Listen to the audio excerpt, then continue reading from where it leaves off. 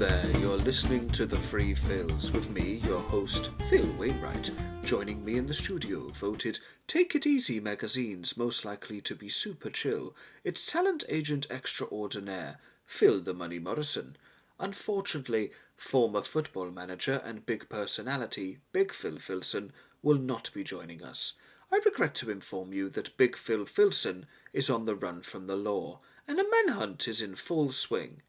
We still do not know the whereabouts, or indeed the status of his hostage, Felipe Filippo. Today on the show, we seek to discuss crime and punishment, given the circumstances. Now, Dostoevsky was a man who had a lot to say on crime and punishment, but I'm afraid he said most of it in Russian, so we're going to have to ask Phil the Money Morrison, another man with thoughts on crime and punishment. So, Phil the Money Morrison, what are your thoughts on this subject? Well, first of all, Mr. Wainwright, let me start by saying I do not believe in crime, nor do I believe in punishment. I mean, who is to say that financial embezzlement, serious fraud, and people trafficking are wrong? I think I will say that, Phil the Money Morrison. That's wrong. People should not be trafficked because people trafficking is wrong. Well, lardy-dar, Mr. Wainwright. I myself believe strongly in the shades of grey, all 50 of them, in fact. Now, of course, with that many shades of grey, you do eventually end up pretty close to silver, I'll give you that. Anyway, my point is this, Phil. Everyone makes mistakes. I believe the gentleman that found himself in the news recently for eating and digesting his lover, I believe that guy was unduly punished. I mean, sure, he ate somebody, but I believe what happens between two consenting adults is a private matter, a private affair, not for Johnny the Lawman to come in and get involved with. That ain't right to me. But Phil the Money Morrison, this is people eating each other, a man eating another man and woman. Eating people is wrong, Phil the Money Morrison. Well, far be it from me to call you a bigot, Phil Wainwright, but where do you get off telling people how to live? If some love-struck guy consents to being partially eaten while still alive and then killed, I ask you, Phil, who are we to tell two grown people how they should express their love? I mean, come on, Phil Wainwright, get with the times. Okay, Phil the Money Morrison, for now let's just agree to disagree about cannibalism. We have a new segment on the show to compensate for Big Phil Philson's absence. You, the listeners, have been sending in your messages, and now me, Phil Wainwright, will read them for you on the air. This must be exciting for you. The first message is from Mr. and Mrs. Filippo, and they say this: Felipe Filippo is our son. We are desperate, and we want to know if he is alive and if he is well. Well, unfortunately, Mr. and Mrs. Filippo, we have no idea, because we cannot locate Big Phil Philson, but I'm going to reply to this message with a sad face emoji, so you understand that we understand how you feel. Let's see if there's any other messages here that we can read out. What have we got here? Let's have a look. We have this. Mr. Manisi from Pimbleton Mews says, Great show, guys. I love the topic of crime and of punishment. I have my own little conundrum featuring crime and punishment. I was having some margaritas with my friends on the garden deck, when, in a fit of rage, I made an error in judgment and blinded an orphan that rung my doorbell too vigorously. Whilst I understand that there may be consequences, I'm loath to pay a fine for this, and I stand by my actions as a proud homeowner. So, Phil, am I likely to face a fine? Well, Mr. Manisi, I think you could potentially face a fine or some kind of action for this. My producer has confirmed to me that blinding is illegal. It's illegal to blind people, so hopefully that clears the situation up. Let's go to the phone lines. Caller number 1, you're live on the air with 2 of the TheThreePhils. What are your thoughts on crime and punishment? He's here again. Who's there, caller number one? Is Filippo with you? No, not Filippo. Big Phil Philson, obviously. Who else is going to be here? He's duct taped me. And he said he's coming into the studio and he's going to show them all. And he's sniffing my fucking seat again. Caller number one, who you talking to, Tuck? You on the phone or something? Who's that? Where is Filippo, Big Phil? We need answers. His parents want to know where he is, man.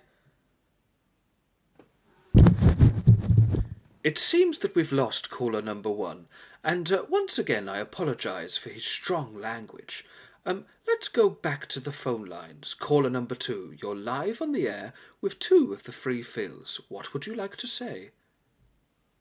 Why, how could they do it to Sheila? What's wrong with them? They've got no scruples, these people. Caller number two, please compose yourself, or I'm going to hang up on you and end the call. Don't leave me, Phil, me old Ruber. Don't leave me, mate. I can't be alone right now. I've been calling in, and I'm sure you might recall, when I've been calling into the show and giving you an update on the shit spree that I've been facing. First the shit smugglers went after my youngest Lucy, with a shit envelope. Then the animals went after my eldest boy Craig and subjected my boy to a shit sacking, Phil. And I can't even look at him anymore. He just sits there rocking back and forth in terror. Every time the door goes, he's shaking in fear. Of course, you know, lest he ends up getting another dreaded shit attack, you understand, Phil. Me and my wife Sheila decided to renew our vows. We just had to get away from the whole thing and, you know, really commit ourselves to each other again. And we did that by the creek at Lover's Point. It's a beautiful place for a ceremony, Phil. Wait there a minute, caller number two. Why did we not receive an invite? If you're so in love with the show as you claim so much, why have you not invited anyone from the TheThreePhils to your ceremony? Well, I'm sorry, Mr. Wainwright. I had to have a small ceremony to avoid detection by the network of shit smugglers, you understand. But you know, as I was saying, Phil, it was a beautiful ceremony. I teared up when I see Sheila walking down the aisle. Vision of beauty she was. And we're both standing there before the priest. A very happy day it was for us. And then the priest lifted up his garment and presented us with a barrel full of human shit, Phil. He stuck the barrel on Sheila's head, rolled her down a hill. I had to get out of there. I knew the shit smugglers were onto us, Phil. There's nothing I could have done for Sheila. It's too late for her. She would have been cake-holding shit by the time I got to her, Phil. Honestly, what am I going to do? They're coming after me. They've shit-sacked me beautiful bride, Phil. When's this torture going to end? Shit torture is what it is, Phil. Thank you, caller number two, for your update on the shit spree. However, might I suggest not sending your so-called heroes wedding invitations might be one reason that people don't really like you. Easy, Mr. Wainwright. The man's family's been shit assassinated. Have some humanity. Yes, I suppose you're right, Phil the Money Morrison. Let's go to the headlines for our headline of the day. Ripped from the headlines and put in front of me to read to you, the listeners, is this. A recent poll shows that murder in the capital is on the rise. A local politician had this to say when he was asked how the city plans to tackle the issue. First of all, Phil, I want to go on the record as saying that I do believe in capital punishment. Having said that, Phil, I see no reason that second cities should walk away free. Hey up, Duck! I'm back home and I brought gravy. And I got caller number one here, obviously. Caller number one's with me, duct taped and ready to go. And I got this gun as well, obviously. I've still got the gun. Oh, Big Phil Philson, you cannot be doing gunplay in the studio again. We've been over this, Phil. There's no need for gunplay in the studio, not at all. Well, there won't be any gunplay so long as you, let me say my piece on crime and punishment. Let me do what I come in here for, Duck. What I want to say is there seems to be an issue with prison bumming, There's a lot of bumming going on. It's what I hear from people anyway. And they don't seem to be able to stop it, oldest thing in the world, bumming in prison, like. So, if they can't stop it, they need to make it fair. The system should intervene, as it were, get involved, and let everyone have a go at bumming if it's going to happen. Perhaps they could devise a ticketing system, if you like, where your ticket's called up, Duck, and then you'll go and bum another prisoner, and when that prisoner's ticket's called up, he'll come and return bum you, if you like, It's about time we had some equity, Phil Wainwright, in the situation, Duck, because at the moment there's bums for some and not for others, and that ain't right, is it, Duck? No, we're not fucking doing this, Big Phil Philson, with your crazy points and crazy attitude. I've had enough. The police are already on their way. They've been called, Big Phil Philson, and they're going to take you away. The police are coming. Oh, you called the cops, did you, Mr. Wainwright?